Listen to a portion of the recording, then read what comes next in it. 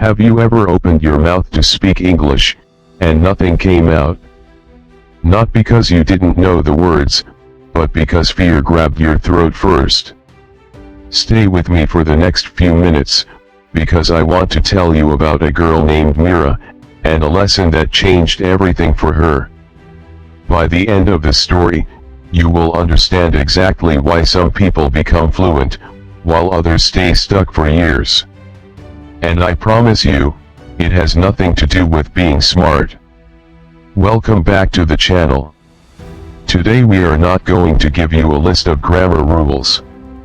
We are going to tell you a story, and inside that story, you will find the real path to English fluency. So sit back, relax, and let's begin. Meera was 19 years old, and she lived in a small town where English felt like a locked door. She had studied grammar for years. She knew hundreds of words. But the moment someone spoke to her in English, her mind went blank.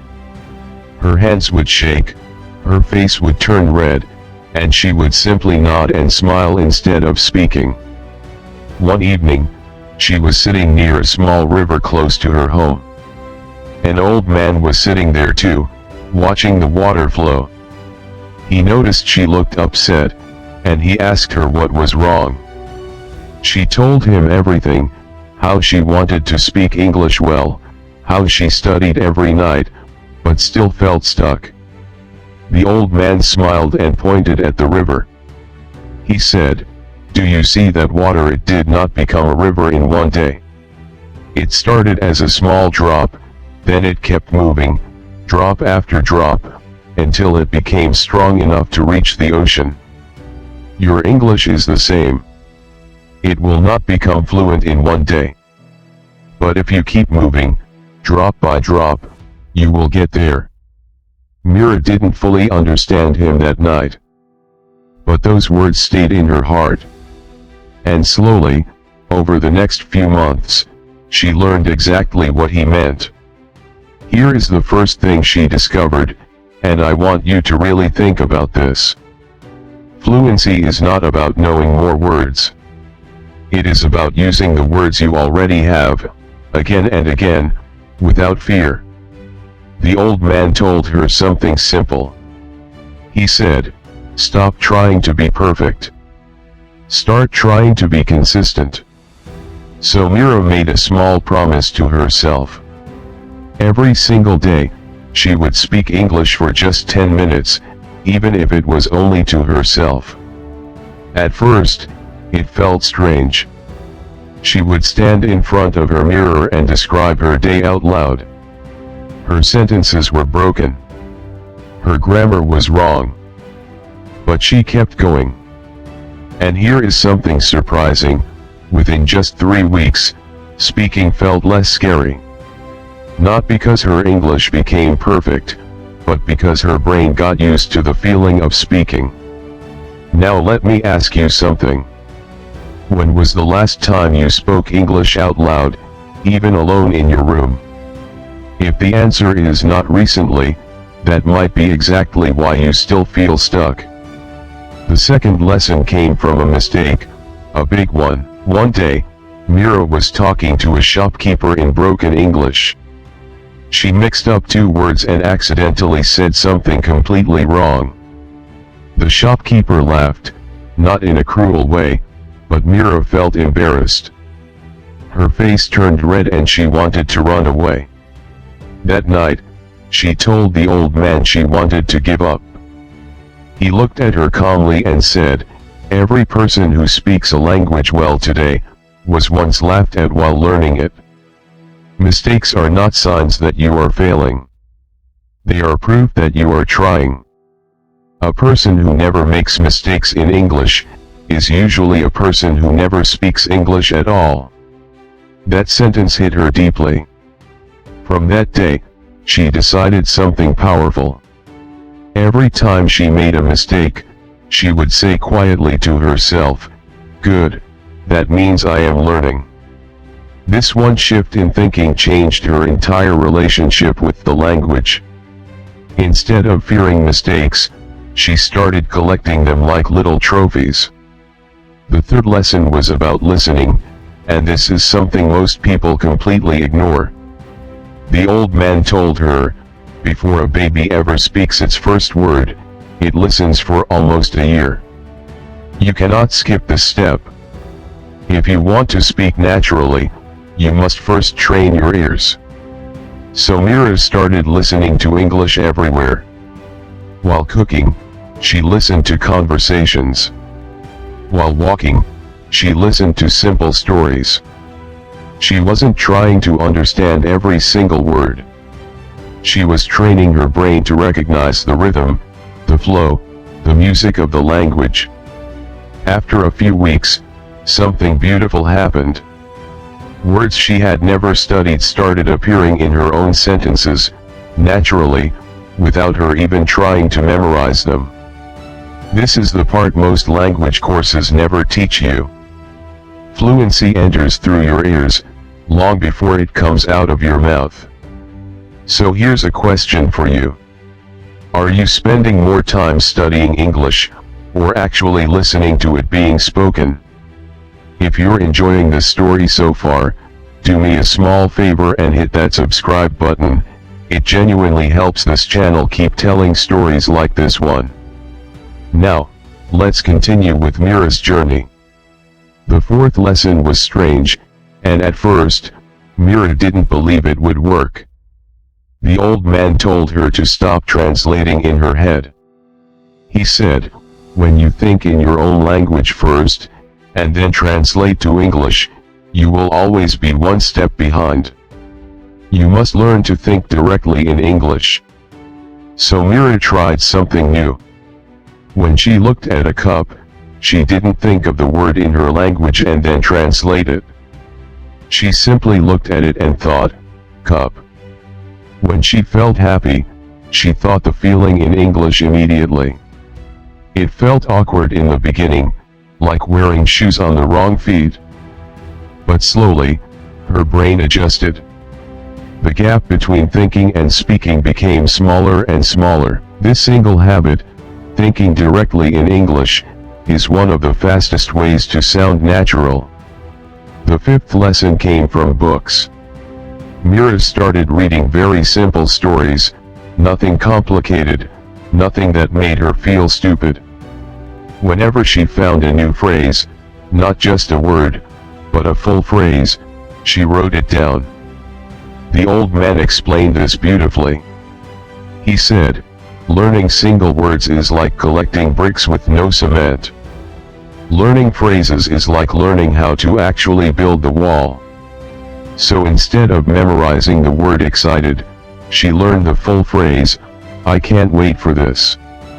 Instead of just the word tired, she learned, I'm completely worn out. These full phrases made her sentences sound natural, instead of robotic. Here's a fact that might surprise you. Native speakers don't think in single words, they think in chunks of phrases. And once you start learning the same way, your fluency speeds up dramatically. The sixth lesson was uncomfortable, but powerful. The old man told Meera to record her own voice speaking English, and then listen back to it. She hated it at first. Her voice sounded strange to her, and she noticed things she never expected, pauses in the wrong places, words she mispronounced, sentences that didn't quite make sense. But this discomfort was exactly the point. When you hear your own mistakes, you become your own best teacher. She also started practicing in front of her mirror, watching her own expressions as she spoke. This helped her realize something important. Fluency isn't only about words, it's also about confidence in your body, your face, the way you hold yourself while speaking. The seventh lesson was about finding a partner for the journey. Meera had a friend named Priya, who was also learning English. They made an agreement. Every single day, for 15 minutes, they would only speak in English to each other, no exceptions. In the beginning, it was slow and awkward. They laughed at their own mistakes and helped each other with missing words. But over the weeks, their conversations became smoother. They stopped translating, stopped hesitating, and started actually communicating. There's a simple truth here. Fluency grows faster in conversation than it ever will in silence.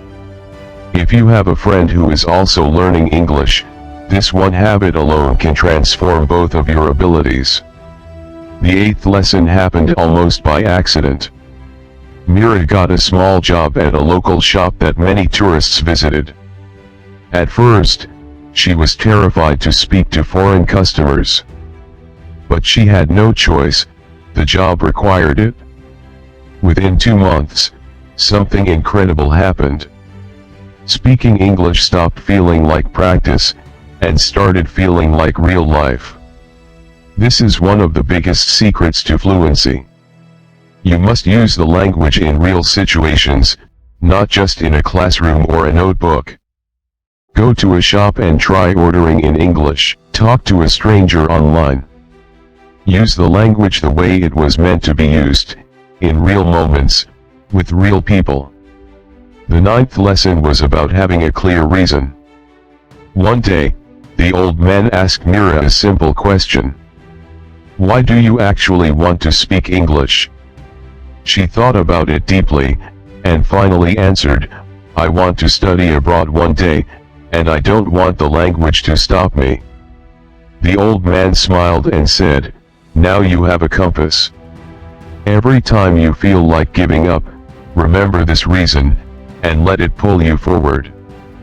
From that day, whenever Meera felt tired or discouraged, she pictured her future, sitting in a classroom in another country, speaking with confidence. That image became her fuel. So let me ask you honestly, what is your reason? Write it down somewhere you'll see every single day, because motivation fades, but a clear reason stays. The 10th lesson was about enjoying the process instead of rushing it. Meera started watching English movies, not to study, but simply because she enjoyed them. At first, she needed subtitles for everything. Slowly, she needed them less. And eventually, she found herself laughing at jokes before she even read the subtitle. She also discovered a love for English songs, singing along even when she didn't understand every single word. The old man once told her, the people who become fluent the fastest, are usually the people who forget they are even learning. They are simply enjoying themselves. This is such an important idea. If your only strategy is forcing yourself through boring textbooks, you will burn out. But if you connect English to things you already love, movies, music, stories, games, the learning becomes almost invisible. The 11th lesson was about patience, and this was the hardest one for Meera to accept. There were weeks when she felt like she wasn't improving at all. She would compare herself to others and feel discouraged. The old man told her something she never forgot. A river does not check its progress every single day. It simply keeps flowing. One day, without even noticing, it reaches the ocean. Stop measuring your fluency every single day. Just keep showing up. The results will surprise you when you least expect it. She also learned the importance of rest. On days she felt mentally exhausted, she allowed herself to take a break, without guilt. Because pushing yourself into burnout doesn't create fluency, it creates frustration. The 12th lesson was about staying positive, even during hard days. Meera noticed something about herself. On days she felt confident and relaxed, her English flowed easily. On days she felt anxious and negative, she stumbled over simple words she already knew. This taught her that fluency isn't only mental, it's emotional too. So she started reminding herself, every time she made a mistake, this is normal. This is part of learning. I am exactly where I need to be. This simple shift in mindset made a bigger difference than any grammar book ever could. The 13th lesson pushed her outside her comfort zone completely. Meera was comfortable speaking English with people she knew, but terrified of speaking to strangers. The old man encouraged her to step outside that safety, little by little. First, one sentence to a stranger. Then a short conversation. Then a full discussion. Each time, her heart raced. But each time, she survived, and she grew a little stronger.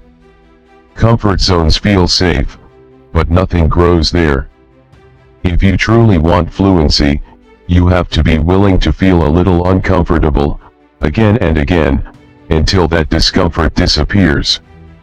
The 14th lesson was about paying attention to body language, tone, and expression, not just words. Meera noticed that confident speakers didn't always use perfect grammar. But they used their hands, their eyes, their pauses, in a way that made people understand them clearly anyway. She practiced this too, standing straighter, making eye contact, pausing calmly instead of panicking when she forgot a word. Fluency is not just what comes out of your mouth. It is also how you carry yourself while you speak. The 15th lesson was about being flexible. Sometimes Meera would say something, and the listener wouldn't understand her the first time. Instead of giving up, she learned to rephrase her sentence in a different way, until she was understood. This flexibility became one of her greatest strengths. She realized that real communication is not about saying the perfect sentence the first time. It's about adjusting until the message gets through. The 16th lesson was about celebrating small wins. Meera started noticing tiny victories. The first time she understood a joke in English without translating it. The first time she dreamed in English. The first time a stranger complimented her speaking. Instead of ignoring these moments, she celebrated them, even if it was just a quiet smile to herself. Small celebrations build motivation, and motivation builds consistency, and consistency, over time, builds fluency. The 17th lesson was about staying calm when her mind went blank. Sometimes, mid-sentence, Meera would completely forget the word she needed. In the beginning, this would cause her to panic and stop talking altogether. The old man taught her something simple but powerful. When you forget a word, don't stop. Pause, breathe, and describe what you mean using other words. The exact word will often come to you later, or it simply won't matter. This one tip alone removed so much of her fear, because she finally understood that a perfect memory isn't required for fluent conversation. The 18th lesson was about learning from her surroundings. Meera started noticing English everywhere, on signs, on packaging, on menus, in advertisements. Instead of walking past these words, she started reading them, out loud when she could, and thinking about how she would use them in her own sentences. Learning didn't have to happen only in a classroom. It could happen anywhere, at any moment, if she simply stayed curious. The 19th lesson was about staying curious about the world itself, not just the language. The more Meera learned about different topics, cultures, history, other countries, the more she had to actually talk about. Fluency isn't just about grammar rules, it's about having something meaningful to say, and the confidence to say it. The 20th lesson was the simplest, and maybe the most important one. Feedback. Meera started asking people, gently, "Did that make sense? How could I have said that better?" At first, this felt vulnerable, like exposing her weaknesses on purpose. But every piece of feedback became a small gift, showing her exactly where to improve next. Months passed. One evening, Meera returned to that same spot by the river, where she had first met the old man. He was there again, watching the water flow, just like before. This time, she sat beside him and spoke, clearly, confidently, without translating, without freezing, without fear. He listened quietly, and when she finished, he simply smiled and said, "Do you remember what I told you about the river?" She nodded, and for the first time, she truly understood. She was no longer a single drop struggling to move. She had become a flowing river herself, steady, strong, and finally reaching the ocean she had been dreaming of. So here is what I want you to take from Meera's story. Fluency is not a gift given to a lucky few. It is built, quietly, day by day, through listening, through mistakes, through real conversations, through patience with yourself. You don't need to be perfect today. You simply need to keep flowing, like that river, one small step at a time.